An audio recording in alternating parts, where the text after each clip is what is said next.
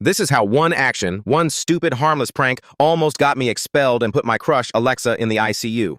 It was a Friday, end of the day, and everyone was desperate to leave. I was only in AP Chemistry because of Alexa. She had this amazing laugh, and I'd spend half the class just finding excuses to glance over. I was convinced a grand gesture, a spectacular, non-malicious display of chaos, would get her attention. Our teacher was deep into a titration lecture. My group had the dry ice, I had the vinegar. The plan was the oldest trick in the book: instant, harmless fog machine, right in the main garbage bin. Mr. Harrison made the mistake of turning his back to sketch a molecule on the board. That was it. I dropped the plastic bottle. I expected a hiss and a gentle cloud. What happened was a sudden, violent explosion of freezing white vapor. It shot straight up, hit the ceiling, and then immediately collapsed, settling into a dense, floor-hugging layer of frigid carbon dioxide. The initial laughter died instantly. The air temperature plummeted. I watched my crush 10 feet away go from startled to paralyzed.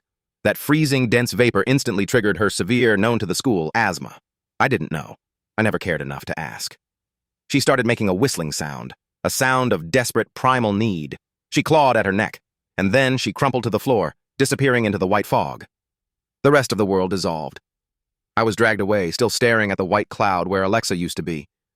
The teacher's eyes, they weren't angry. They were empty with horror.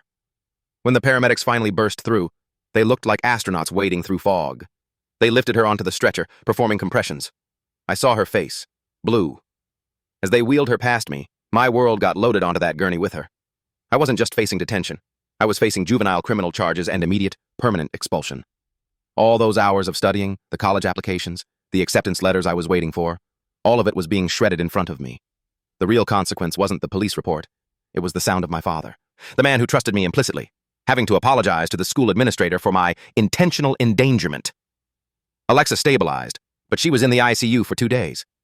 I got a full permanent suspension, narrowly avoiding expulsion because she and her parents intervened. I never got to apologize.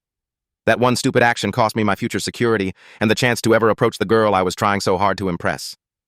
The real consequence isn't the stain on my record, it's the fact that I almost killed someone I cared about because I prioritized a cheap laugh over human decency.